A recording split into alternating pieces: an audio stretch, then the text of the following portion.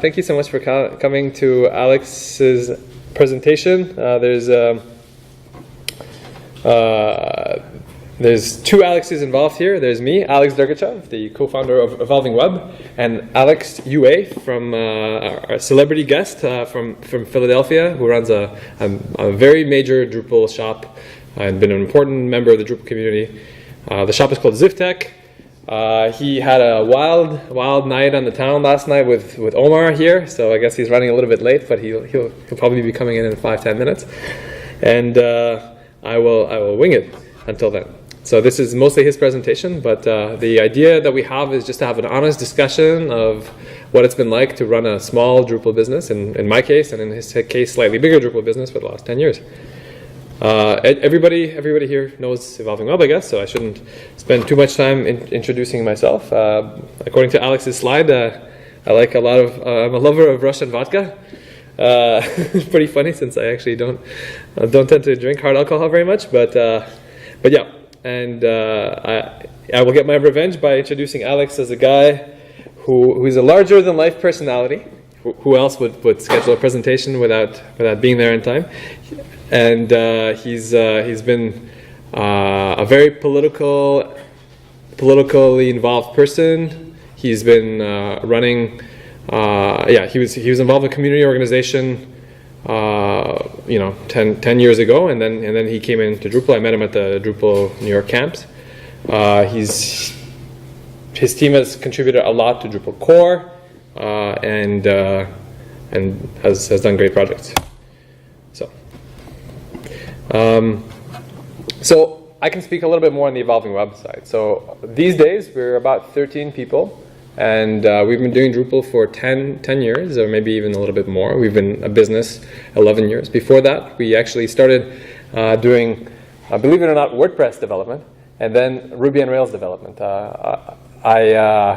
I first learned PHP to write a custom app for McGill classifieds. Like there was a classified site that all the students were using that had as much features as your newspaper column classifieds, with just like 20 characters of text and an email field, and that's about it, and a web URL field, which almost nobody used. And so what I did is I tried to get my cousin or my uncle in Ukraine to give me a quote for how much to redo it, because I was studying economics, and I was like, man, this is a whole giant marketplace, and we could totally take it over with just a little bit of innovation. And then the guy came back with $1,000 quote, $1,000 US, to redo it, and he hardly had any more features than Craigslist. And this is not what I had in mind. I thought it was this is a ripoff. For $1,000, I can learn how to do it myself. And as a student, this is the mentality you have. So I spent that summer learning PHP as a student of economics and math, and then built a classified site. Kind of got to parity with Craigslist.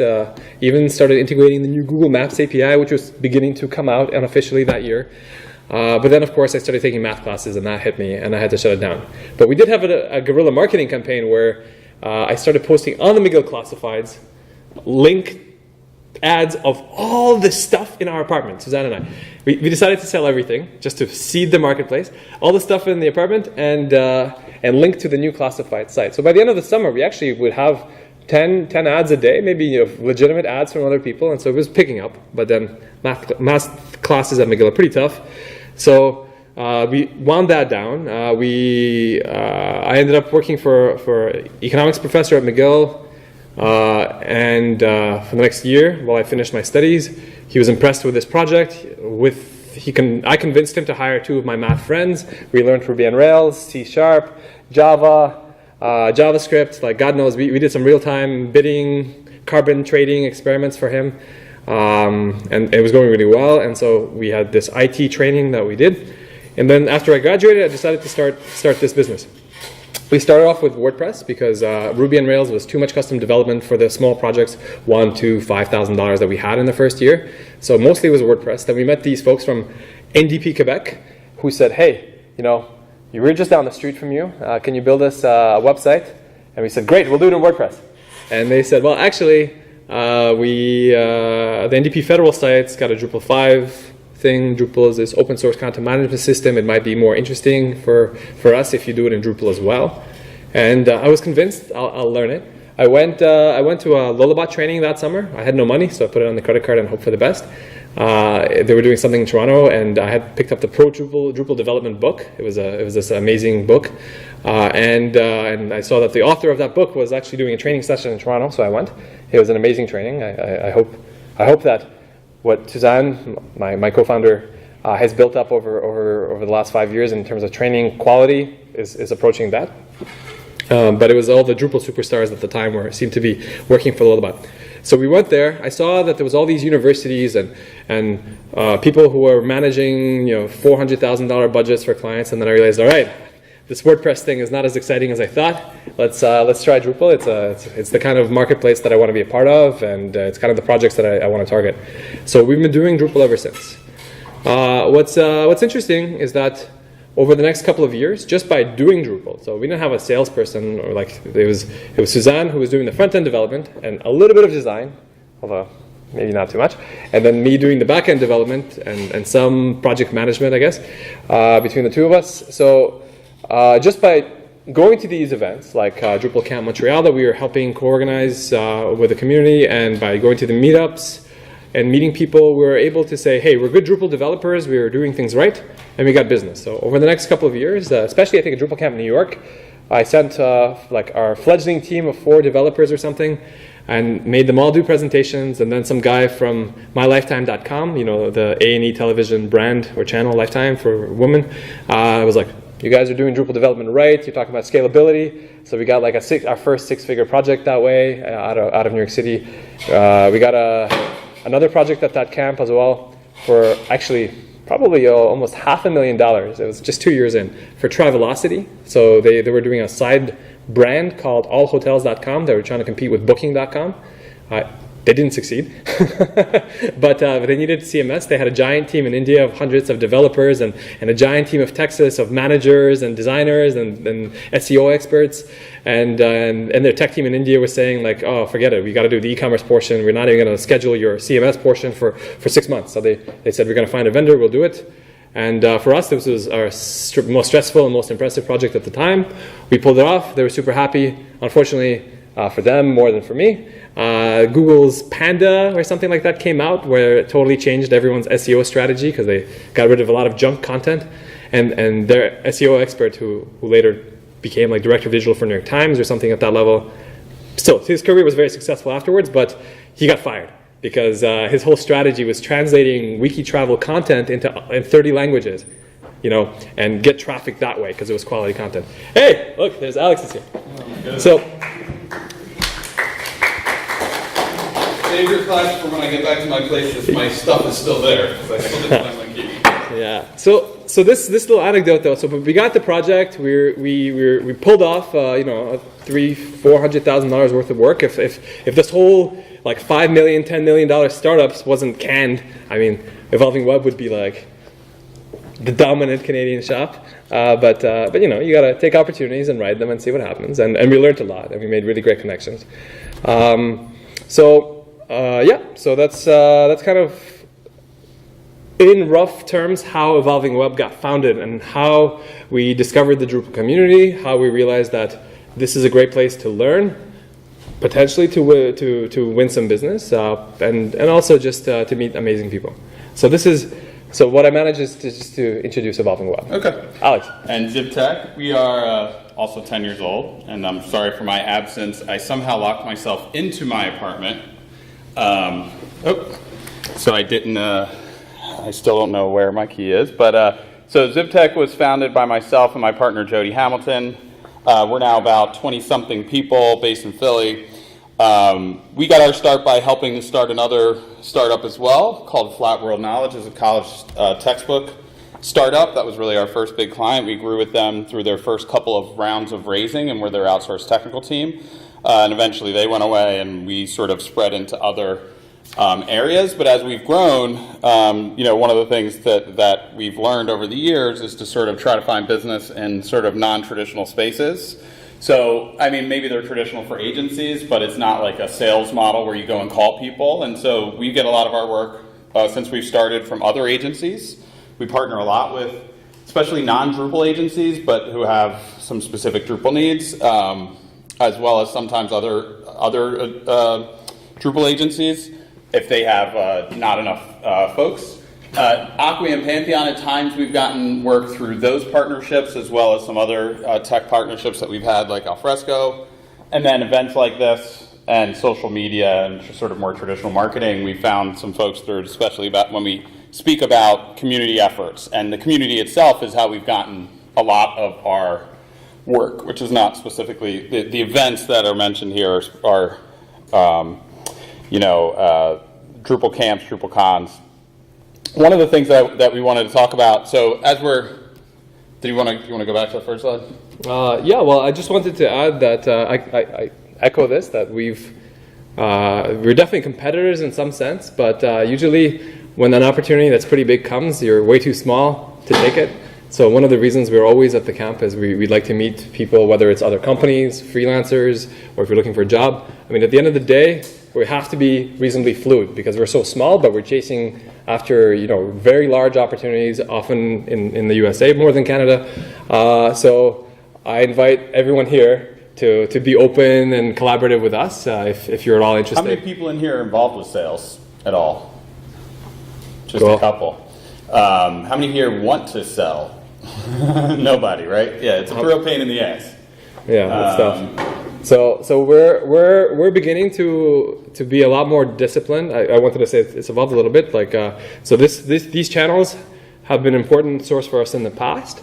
But what I've noticed in the last I would say 2 years, 3 years is that the Drupal scene has matured. Everyone's got a sales team. Everyone's got a design team and a strategy team. Yeah, and to be competitive, you have to check off all those boxes and be no less impressive. So that's why it's very important for us to become a little bit bigger and become more collaborative. So what Evolving Web has started doing is we started hosting every Monday night at our office. We have drop-in office hours, but it's not office hours. It's like work late night where you come in, bring your laptop, hack on whatever side project you've got, and if I see you there, and I'll be like, hey, I know you're a good content strategist, and we've got a project. Are you interested in this? So we've kind of transitioning almost to a co-working model, and that's working really well. And we found at least several collaborators in the last 6 months of doing it. So I just want to give an open invitation to everyone here and any cool people in the web space to just come in and do their thing and meet our friends and see what happens. So it's kind of Evolving Web co-working. And one other thing to mention when you're talking about sort of like having to compete with bigger shops, I mean, we lose sometimes to agencies that are many, many times, or beat agencies that are many, many times our size. And I think one of the things that you really have to start to do as you grow and as you try to get in on these bigger projects is you have to invest more in your presentations and in your documents that you're handing over. So a lot of times now, whereas before we would just sort of like try to make the case on the strength of our team and on our technical knowledge, now we will put a good amount of design time into projects beforehand, really spec them out beforehand. And it's expensive and it's very risky. Yeah. The potential reward, though, is bigger. And I think the reality is that if you want to win work these days from big organizations, you have to show them a little bit more than your competitors. So we spend a good amount of time these days really focusing on doing upfront wireframing, doing upfront user research, doing some upfront design work, trying to really help the customer understand sort of what we're trying to bring to the table. And so I would say that as you grow and as you get further down the road, sales becomes more and more expensive when you're not going through these methods. So these methods are the ones that are the preferred methods because they're organic. Cheaper. It's like organic search right. result, What's up, Omar? When I was doing that back in the day, I have to admit we wouldn't invest in that unless we had a reason to believe that we had maybe an inside track on that RFP. You have to be really selective about what. Yeah, you have to be extremely selective, and these are ones that, I mean, even when you have an inside track, you're not the only one with one. No. So that I'm referring to times when you're already certain that you're going to have a chance. Like that's above a certain percentage, like 20% or more. Yeah, whatever that percentage is. Whatever your risk. Yeah, it's funny for we never did pitches before. No PowerPoint. This was not a PowerPoint-driven office until recently. But all the major creative agencies always have their pitch deck. And so when we responded to an RFP from the CDPQ, and we already had a limited relationship with them, and we knew we were one of the firms, it was not ours to lose, but we knew we had a great chance. I think I took one of the freelancers that I met at these work late things and the meetups we were hosting, and I think he sent me a $2,000 bill just to work on our pitch deck, because that's his specialty. We won, so can't complain, but imagine if he hadn't. Yeah. Well, so that's the thing. You have to imagine every time, it's like gambling, right? Like or investing, you have to imagine that money is going to get wasted. More like 20% means that it's 80% likely that you're going to fail, right? So I think one of the things that I've learned in 10 years of selling is like to try to just have a little bit of a thicker skin, and that's why the selling sucks, because you're always getting told no. Right? Like if every day you go out and 80% of the time you're being told no, you're not good enough, no, you're not the one I like, no, it's tough to get back out there every day, but that is what sales is. And so you do try to get more selective over time and try to get more qualifications. And for those who aren't in sales, the qualification process is just like an attempt to try to figure out like, what is my real chance here? Like, do I really have an inside track, even if I know somebody? Like, how do I tell that they have the budget, that they have the decision-making power, that they have the things that I need in order to make this deal happen? And it's been a slow, painful process, but and I think as we've advanced, so has everyone else. So I think it's also like one of those things where if you're not advancing over the life of your business, you're falling backwards. So I don't know if we want to jump right into employees or go on to one of the things, some of the stuff just about surviving in business, the things that you really need to have as you grow, a good accountant, lawyer, and bookkeeping. If you don't have these things, and Alex can maybe talk a little bit about that, because I come from a family of lawyers, so I never do anything without a lawyer. And as a result, I've had very little trouble to go to court over. Well, that's not the only reason. But I think all of these things are seemingly fixed expenses. So, and that's what you're really watching out for when you're growing a business, is anything that's not a variable expense that doesn't change when you're getting work. And these things seem like fixed expenses until you realize that you're just saving yourself money down the road from a big problem, whether that's the tax man or getting sued or not being able to collect on your invoices or whatever those things are. Like those things that seem like, you do need to have some fixed expenses like those things, rent, salaries, insurance, obviously, but you do need to sort of like keep a highly focused eye on it, because cash flow will kill you. Mm-hmm. I would say the other thing to really do is to try that we've done to survive, because I do think that Drupal, and this is something we'll talk about as we sort of go forward with this, but I do think that the Drupal community and the market in general for marketing and tech services has shifted. And so one of the things that's resulted in is fewer opportunities from what I would say are larger clients that take more time and effort to get in the door. As a result, we've shifted a lot more of our efforts to doing more with our current clients, and that's helped us to survive through some of the ups and downs in that marketing space. Well, I guess to add to that, we've always, at Evolving Up, we've always managed to get an accountant, because taxes are like sending money to the government, and if you're sending money unnecessarily, it's very easy to justify paying a reasonable amount to a good accountant who will protect you there. Lawyers, I'm not sure how I feel about it. In the last 10 years, we have not done any serious work with any lawyer. I think we've probably saved a lot of money. The one time, I think I was negotiating a contract with McGill University, and they sent us a very aggressive contract that was boilerplate, not aware of open source at all, pretending that we were like charging them $1 million for custom development instead of, like 10% of that for open source solution, putting things together, gluing it. And there was an indemnity clause that says, if anyone ever sues McGill for patent infringement for any aspect of their stack, it's us who are billing for just for our hours and nothing more, are fully responsible for it. And so when I showed this to our lawyer, the lawyer was like, are you freaking crazy? You know, with your insurance policy? By the way, do you have an insurance policy? At the time I didn't. You know, like, you can't sign this. And all that did was just draw out the contract negotiation by 2 or 3 months. In the meantime, there was some dysfunctionality going on the client side. We ended up doing only a fraction of the work that we were initially negotiating because of these delays.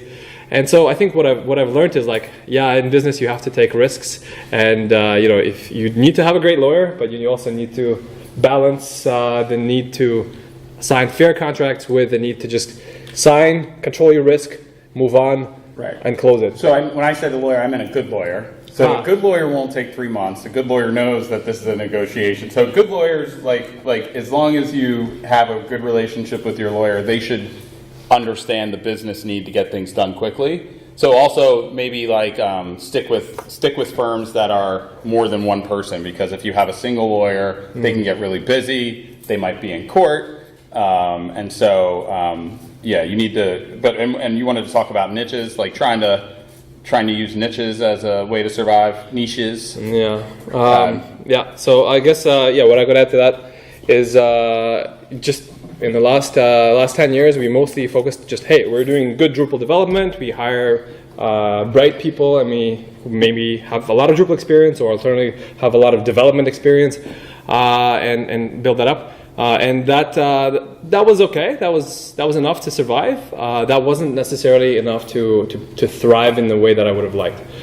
So one of the things that we've realized that was holding us back is that we were an English-only business, so now we have a French tutor who Jigar here has benefited, I think, a little bit from, and so he has a private tutor who comes into our office every week and gives us a few hours of lessons, and so now we can do a lot more business in Quebec, which has been great.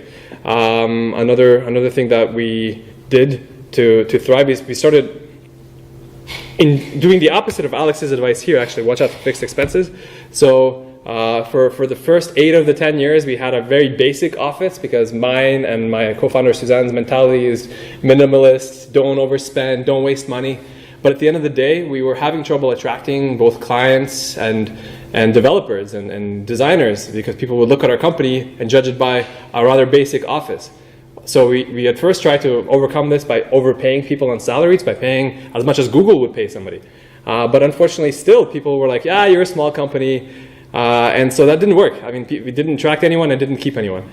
So last year I took a bet and I said, okay, I can have an office that's twice as big as we need, and I can spend $40,000 in renovation to have a brand new IKEA kitchen with 2 microwaves. At the time we had 6 people and 2 microwaves. And I hired an architect to move walls around. My niece from Ukraine was in town last July. She painted a little mural on the wall. You know, all the things that by personality I hate. I mean, when I walk into the Google and the Microsoft office and I see their climbing wall, I'm like, what is this crap? Are you guys doing any work or what? But it's actually been the single best investment I've ever made in the history of my company. Because everyone comes up to us like, Evolving Web is so amazing. You guys are so cool. I'm like, where were you last year? You know, like, what has changed except a fancy, shiny office? But it seems to have worked, and the office rent, even though it's a lot more than it was before, it's still less than 1 employee. So just something to consider. But it's also like a 5-year lease, so you multiply a salary of 5 years, and you're basically buying, you know, the equivalent of buying a condo. So it's kind of scary. Yeah, and I would say, like, I'm saying, be cautious. That doesn't mean don't do it. But I would say, like, for us, we've made big mistakes with moving at the wrong times. And it's very hard in business to know when it's the right time to do things. You know, you think things are going one way for about, you know, for a year. You're like, okay, well, this is the right time to move. And we've made the wrong move before. This previous move we moved into a much bigger spot, and then our largest customer cut back like 60% of our involvement, or 70% of our involvement, about 6 months after we moved. So it was, you know, I think timing is everything in business, and that's why I say be careful about the fixed expenses, because we also had a 5-year lease, and so you think about it like that. Now you're still in that fixed expense, but now your assumptions about the other side have changed, and you're stuck. So and now, you know, obviously there's ways to get out of it, but But you just have to be cautious, not necessarily, don't fear for your life. Yep. I'm just going to share the experience where with Kumbit back in the day, we just delayed getting a rent for as long as possible, and we'd just be in, at home or in people's apartments for a while until we had like reliably enough business over a long enough period of time to justify fixed rent. Because some of these people probably just starting smaller businesses, but not yet up to. Oh yeah, when we started our business and we got our first place, we were in a storefront. That's now a pizza shop in Philly. And then we were in some old rug factory. So I mean, I'm not saying go get like the fanciest place ever, and I do recommend getting a place, but because of the culture aspect, I'm just suggesting that that you have to be careful, and especially as you grow. I think we're a little bit bigger than these guys. We were at the time we moved, we were about 35. Now we're about 25 or so, and some more of that in contractors. So you can imagine the leases start getting more and have more and more zeros behind them, and that can be really problematic if you run into problems. What do you think about the fact that nowadays, like the remote workers and the co-working places are like, trendy or something? Yeah, I'll, if you don't mind. Yeah. So the question was, what do you guys think of remote and co-working trends? I think it's pretty exciting. Before getting this new office, when we were quite small, Suzanne said, I just want to work in a co-working space because I want a bigger team of collaborators to work with. So the compromise that we reached as two co-founders is that we're going to get a bigger office like I want, and we're going to like half turn it into a co-working space and for the first year, I mean now less so because we're filling it up quite a bit, but for the first year we would have as many friends and freelancers who occasionally work with us and mostly work on other projects in our space. So in terms of embracing that's one of the smartest things we've done. We've hired several of these people part-time or full-time now, actually. Some of them came and went or introduced us to other people. They've tremendously grown our network. They've taken advantage of those free French classes and our Trader Joe's snacks that we have.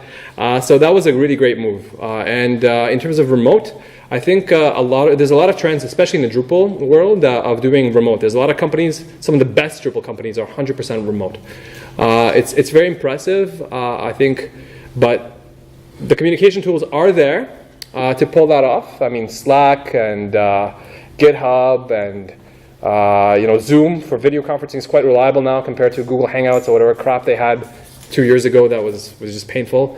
That said, we have one or two remotes in our daily scrums, and it's always the most painful for us. It's still the most painful thing was the Wi-Fi connectivity and this. So I think if you're going to do remote, you really want to have enough of your team be remote, not have one or two or three people like we have, which has not been so efficient.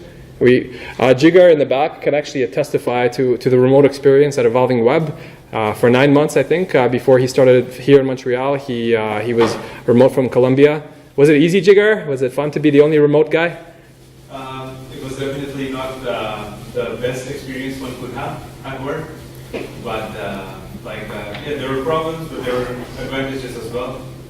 So it was a mixed experience. Go ahead. My feeling is like I'm working from home, so I'm always remote, right? So I'm like, do I need an office? That's my question. I think it depends on the person, but I think for us, and actually one of the biggest problems with our move into our bigger office, which seems, and not everybody at ZipTech agrees with this sort of statement, but we moved into a place with many more spaces for people to go work away from each other, and as a result, it led to a lot of weird shifts in our culture.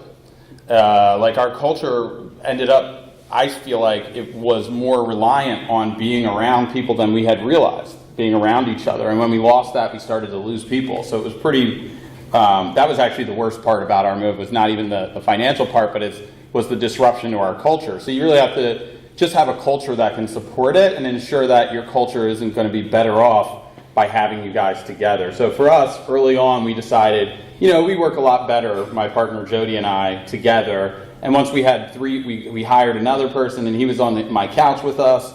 Then it was like, okay, we got to move to some place so we can all just work together. At the time when we started in 2008, there was not co-working space. That didn't exist yet. Indie Hall existed in Philly starting around then, but it wasn't. It was full, and it wasn't a big thing. Today, I think the co-working space movement is just, in Philadelphia at least, is just really just a play on office space. So like, it's not any cheaper than office space. It might have less commitment, so that might be beneficial. But so for the fixed expense thing, I think it's very valuable in that sense that you don't have to make a long upfront commitment.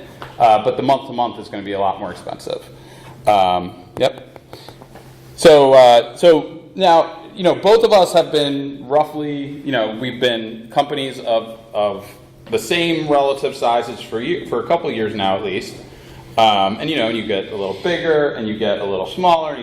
And I think one of the questions that we struggle with as business owners and that we've tried to figure out over the last 10 years is how do we go from surviving to thriving?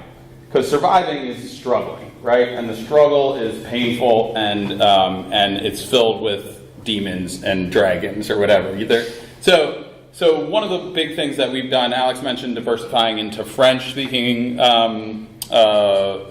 sort of clients, but diversification, whether it's in the ways that you deliver or in how the types of services that you deliver, has been super important for us at ZipTech and has shifted us dramatically to where we were like 90% dev shop to now, I think it's like 20 or 30% of our folks are devs.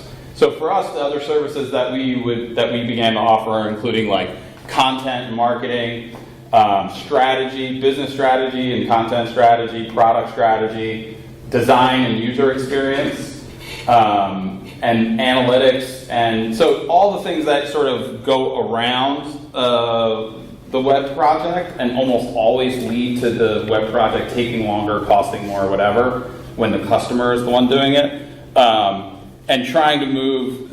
And we've moved a lot more of our sort of work into those areas, which allows us, first of all, like I said earlier, to do more work with the same customer base, because now we can sort of work with them in this area and that other area.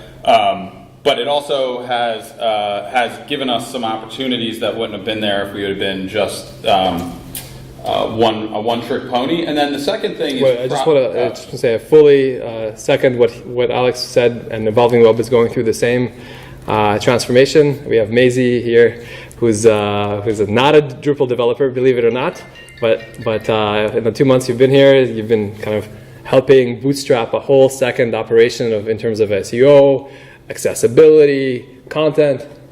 So that's I'm very optimistic about that, and we're doing this in parallel in 3 or 4 other sort of related practices. So, and the next two are kind of related, and R&D can mean a bunch of different things, and but basically, but products is something that we've been doing a lot of at ZipTech, both for ourselves and in partnerships with our customers. I'm wearing the shirt for one of our businesses, Provo, which you should all check out. I got to get you on Provo, which is a tool for giving you sort of sandbox environments every time you make a pull request, so that you can show customers or so that QA people or project managers can see stuff before any other developers have to go and review the code. But we also have a product called Grant Cycle, which is sort of nominally launched. We have customers on it already. We have one called PHI Guardian, which is for health information. Those 2 last ones came from client projects where we built something for a customer and then decided to build it in a way where we were going to then offer it up as a business, either sometimes in partnership, sometimes on our own. Now that's only been sort of moderately successful for us thus far, but I do think that if you look at some of the other agencies that are either no longer existing or that have sort of, they were early Drupal shops and then and took off, like Chapter 3, who spun out Pantheon, or DevSeed that spun out Mapbox. Like, if you really want to thrive, you have to find things that can be repeatable beyond just your day-to-day selling an hour for $1, or hopefully more than $1. Depends on the client. We're not literally selling your time for $1. And then R&D, I think, can take not only the product form, but also can take the form of research and development for new business lines, for new business ideas for new technologies. So for us, a lot of that has ended up going into Drupal modules or other open source projects that we're researching and developing new techniques or things that we think can give us some business differentiation. Do you want to address either of those? Well, I would mostly add that here in Canada and and they give you tax benefits. In Quebec, there's very generous, very aggressive tax benefits for R&D. And the way it works is you basically just say to the government, I did this much R&D, and here's the amount of taxes I won't pay you. And if they don't disagree with you, then they'll audit you, but they usually don't. Or if they do, there's a certain procedure to follow. So for most of our existence, we never did this. I mean, I didn't like the program. I didn't like to be government subsidized. I'm kind of socialist in some ways and capitalist in some other ways. It's true, Montreal style. But I mean, in the end, I figured out that all my competitors in the Drupal world in Canada were doing it. And so by not taking advantage of it aggressively, we were being cheap to other developers who were like, why would I work at Evolving Web and get paid less? And then being expensive to clients who were like, why are other Drupal shops giving me a better rate? So I couldn't figure out why, and that was a major reason why. So I wish somebody told me at the start 10 years ago, hey, just so you know, everyone's doing it. It's kind of dodgy.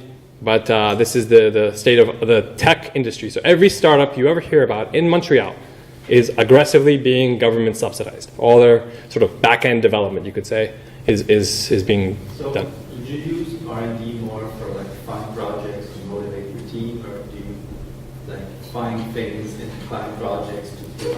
Yeah. So what we've done so far in this sort of in the last only couple of years that we've been claiming, we've had relatively small claims where we just go back and we analyze what was R&D by the specific definition that the government gives.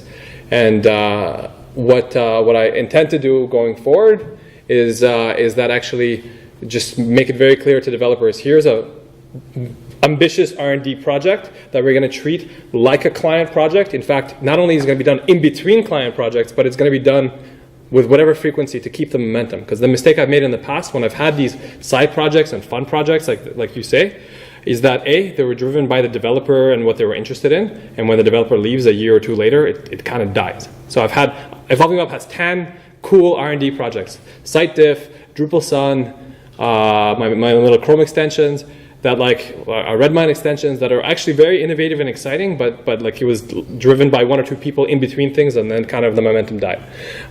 So what I want to change is we actually just hired Francois, who maybe you saw this presentation yesterday about ETL and databases and data migrations.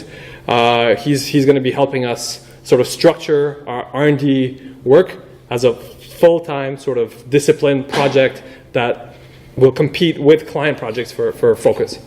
And yeah. Should we go back to Just mention really quickly, in Canada, there are accountants who specialize in helping you justify your work in such a way as to be able to get those R&D credits. Because a lot of it is about being really clear and clean on the documentation of the work. Yeah. And there's people who pay to help you make sure that you can. Yeah, and I'd be happy to introduce you. I've networked a lot in that space and have a lot of good names. So if somebody's thinking of doing a startup in the technology space, feel free to ask me who you should talk to about that. Okay, so now we get to the good juicy parts, which are sort of like what's going on in the last 10 years, and what's really been happening in the ecosystem. And I think one of the questions in the ecosystem, and I think we put this on a different slide, so I'll start here, is that the Drupal community has been changing a lot. And maybe you've noticed, or maybe not, but like, for example, where's Acquia at this thing, or just in general at the moment? Acquia seems to be somewhat moving away from Drupal, which is a really strange thing to say, but they definitely seem to be much more focused on customer experience and customer engagement and those sorts of buzzy words, and much less on Drupal these days. I think they paid for maybe a dozen or so of their employees to go to DrupalCon. Don't quote me on that unless it's recorded. Wah, wah, wah.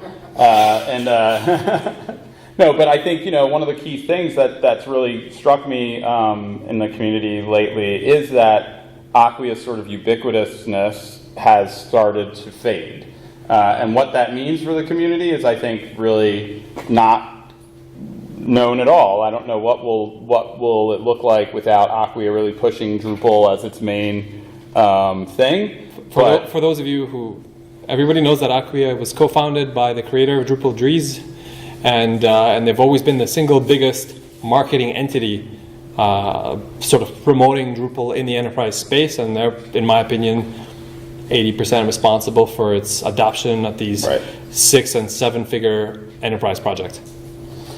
And to be fair to Acquia, I mean, they're still investing heavily in Drupal. So this is not meant to be a criticism of Acquia, but just to point out that Acquia's sort of ascent seems to have plateaued a couple years back, and as a result, there's a little bit of, I don't know, a gap coming. There's also what I would say is, is Drupal. I do think that Drupal, as a result, the community is shrinking. I think we maxed out at DrupalCon in DrupalCon, maybe Chicago, or after that, Denver. Maybe we had 3,000 people, and since then it's 4,000, and since then it's been retreating back. And I just want to be clear, shrinking in terms of headcount. Headcount. Like the number of individuals, freelancers. No, but it's not just the number of individuals. The number of contributors is shrinking. The number of commits is shrinking. So there's all kind, and by any measurement that you could take of the Drupal community is not going through the growth that it used to go through. But I think in terms of financially, the volume of Drupal work, I think that's the one measurement that would not be shrinking. Right. So there's a change of the community, which is, that part of the change is driven by. So that's the question. But is it dying? And I obviously I don't think that Drupal is dying, and I don't think that Drupal is threatened with imminent demise. But in order to thrive in a new world, that basically, so one of the big changes is, and I don't know if I thought I had that in here, but one of the biggest changes is not even a Drupal change, it's really a change in the industry in general, that the marketing and R&D budgets of big companies, that big company that I mentioned that slashed 60% of our staff, we were only one small shop in there. There were some of the biggest Drupal shops that you've heard of that were also there that got completely cut out. And I think you've seen this shift in many industries, at least in the US, away from outsourced marketing and R&D, and away from R&D in general. Like America has the lowest numbers of the lowest R&D numbers of its since I think the 30s, which is pretty alarming. So all this money that they're giving back to rich people, they're not investing in new things. And what that's led to is a crisis in the agency model in general. So when you look at like an agency like Huge, or like the MRM McCann's, or like these, the big major ones, they've now had to defend their territory against the really where that's what I would say the majority of the competition is coming from is from traditional business consulting, like the Accenture being the #1 consulting company in the world right now, who are coming in on the business side and saying, no, let us take care of that stuff for you too. We can do that. And as a result, a lot of the opportunities that we used to see, or at least that ZipTech used to see, have gone away. And so the other thing that I think is really true is that CMSs are no longer cool. Like when I first started in Drupal, like Drupal was awesome. There was no Facebook, there was no Shopify, there was none of these things. Like if you wanted a community, you had to build a community online, and that's what I used to use Drupal for. I used to build community sites, and that's how I got involved with Drupal through a group called Music for America, where Josh Koenig from Pantheon was the CTO, and he worked in a building next to a company called Civic Space, which was one of the first Drupal distributions, where Zach Rosen, his partner, was the CEO. That era is gone because of the not just the WordPresses, but really just like the Facebooks, and then even things like Shopify, like I mentioned. I mean, there's a lot of things that we used to build as a shop that now people would never go and build that on their own. People would never go build a small coffee shop website.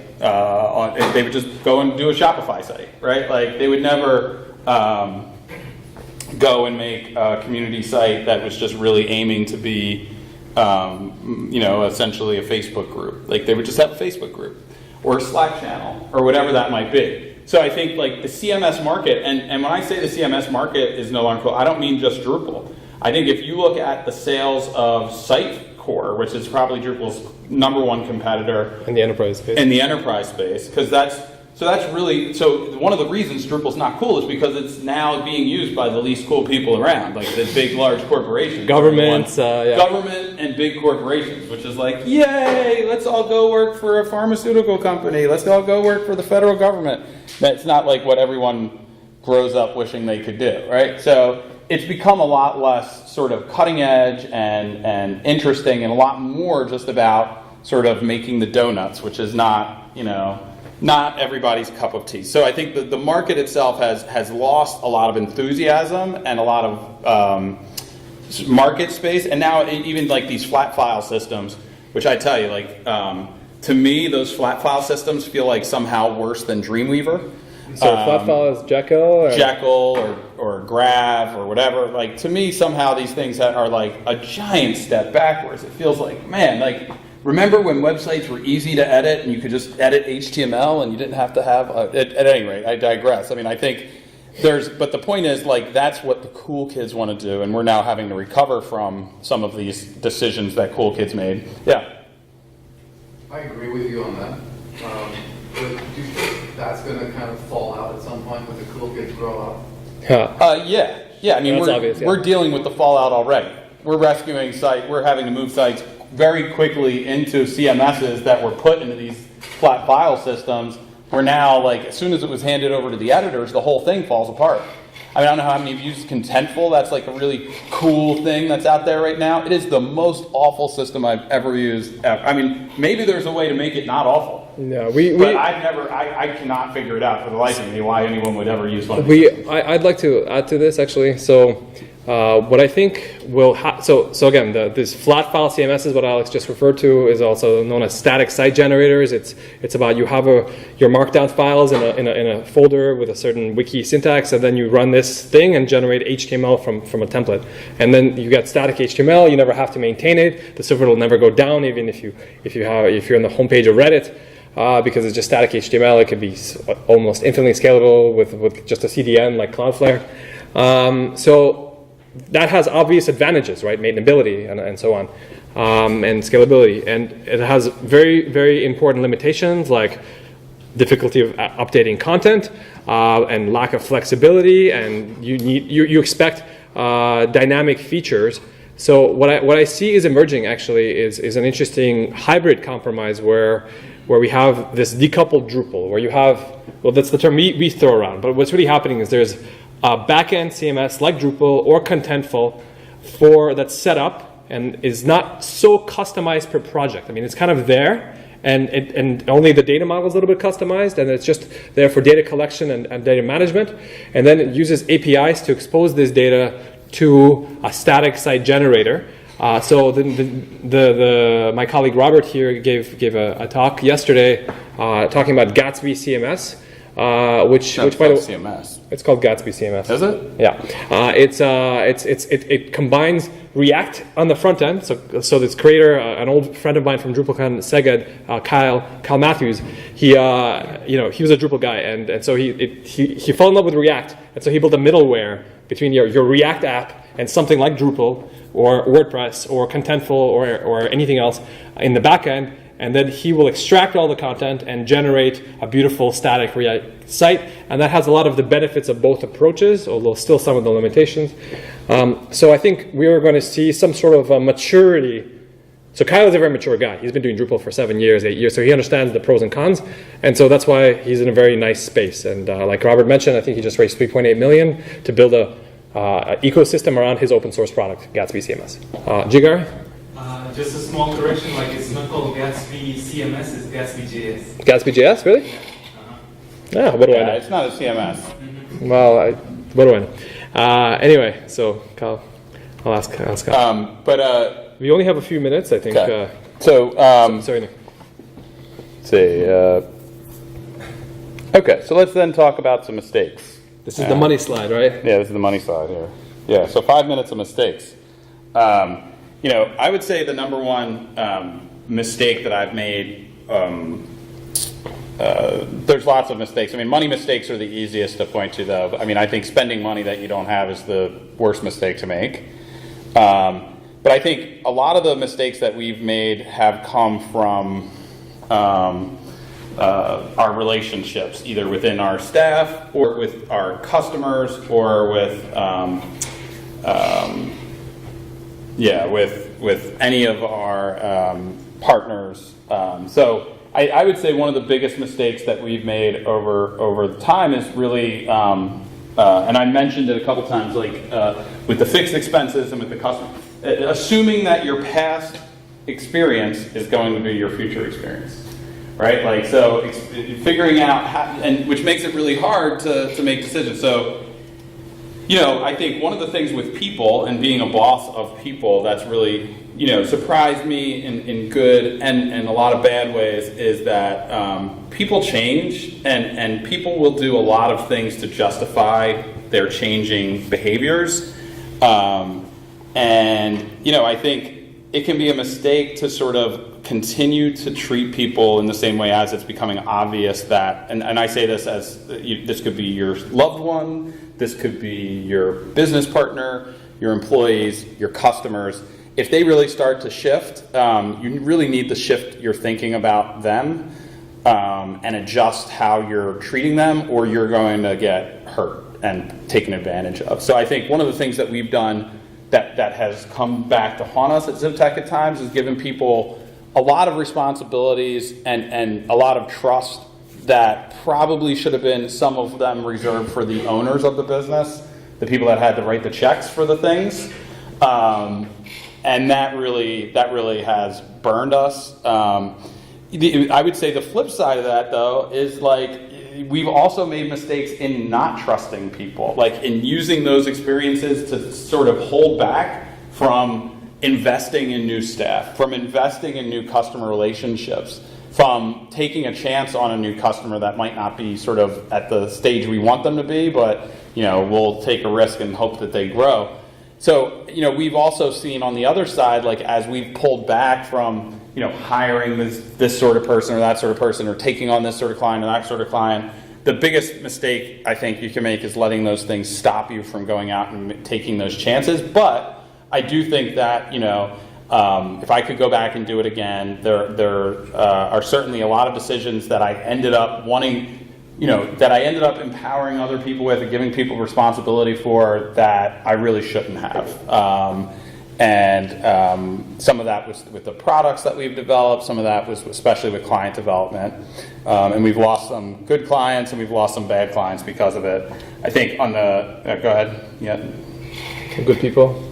Yeah, I mean, I think with the responsibilities part that I think one of the biggest mistakes that we've made is both giving people too much responsibility, as far as like, when you're thinking about responsibilities in a business, ultimately, as a CEO, I'm responsible for everything, right? All the shit flows down to me. I like to think of myself as like the chief shit eater. That's like my job. I have to like... That's what it says on his business card. It does say that. So like one of the crazy things about it is that, and that's my favorite, that's my quote that I always like to tell myself and others, like, no matter how many mistakes that you make, there's always more to be made. And one of the craziest things that about being a business owner for 10 years that you realize is that as the owner of the business, everyone's mistakes are yours. So like, there's not a mistake that someone that is employed by me made that's not my mistake. And so you own every single one of those things that other people have done. And I would say the other mistake is to assume that people will always have good intentions. And we've had some bad apples for sure. Go ahead. Good. All right. I have 30 seconds to speak to my mistake. And I really apologize for losing my keys this morning. All right. So I would say, well, clearly Evolving Web and ZipTech, we've done some things right because we're still in business 10 years later, and we've seen so many of our more aggressively funded competitors with shinier offices and hotshot employees come and go. On my side, I think what I kind of regret was having short-term thinking. When you start a business, you think a year is a really long time. Looking And forget about 5 years. You never think about 5 years. Looking back now, I'm like, man, if I did some 5-year planning in year 2, when I sort of got my feet on the ground and kind of got the lay of the land, this could have been totally different. So, for example, despite having arrived in Montreal 15 years ago, until several years ago, I never prioritized learning French. And that, I thought, it's okay, I'll just get clients in the States. I'm a US citizen, why not? But then I realized I was cutting myself off from like 85% of the Montreal labor market. So that's pretty stupid, right? So the other thing is I think I worked way too hard. In the first 5-6 years, I had no friends outside of my company and my immediate things, which is a reflection of why I love the Drupal community so much, is because these are the people I still see 5-10 years later. But in the end, you're not really helping yourself by shutting yourself off socially just to throw yourself into running a business, because it certainly feels like you're never doing enough. You're always operating, making up for no time, no budget, crises after crises. But if you have this 5-year mentality, you'll realize, look, in the end of the day, we'll lose some opportunities, but I'm still going to go to the gym. I'm still going to go to my friends' birthday parties. I'm still going to read books on subjects I want to read about. And if I had started doing that sooner, I think I would have been no worse off in the long term and probably a lot better off.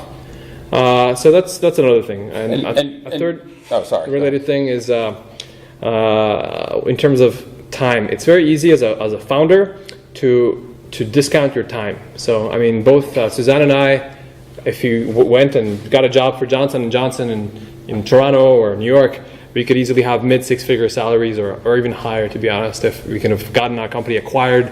We've had several offers over the years. So it's very easy to treat your time as free and underinvest in the whole process on that basis. So I think it's very important for you to appreciate how limited your energy and your time is if you're ever going to start a business, and make sure to do it in such a way that properly weighs that cost.